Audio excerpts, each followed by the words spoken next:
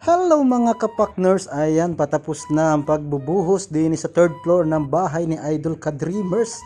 Total tayo na din ganari palang hitsura nung pag binubuhusan. Time check 4:42. Ayan mga kapakners, at ako'y magluluto maya maya. Magluluto tayo ng masarap.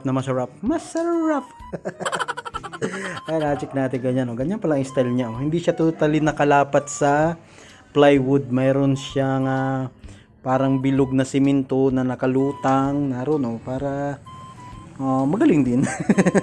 Wala pa akong idea sa ganyan mga kapakners. At ayan na, nagluto na muna si Chef Aris ng kanyang paboritong tinula at magkakain na ang mga nagbuhos, ang mga overtime. Ayan, nire-ready na rin natin ang ating susunod na pang-merienda naman pagkatapos maghapunan. So ako'y makikikain na rin din makikisandok-sandok na rin tayo dito ng napakasarap na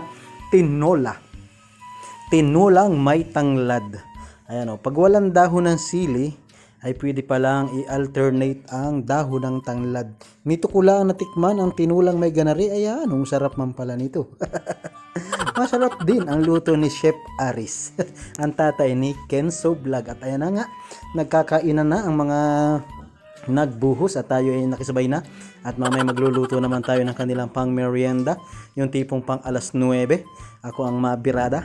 So kakain muna tayo ng napakasarap na luto ni Paring Aris. Shoutout kay Kenzo Vlog. Ayan, nagkain na rin. Shoutout kay Mother. Shoutout. Hello ay at just ano nga yun, napagsasabi nito ay hindi gayon. Ano nga yun, limot ko na pati. Ayan, naalala ko na, charot, hindi gayon.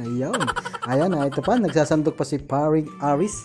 At nung siguradong nakakain na ang lahat, ay kami nagkainan na rin din ng napakasarap na tinola.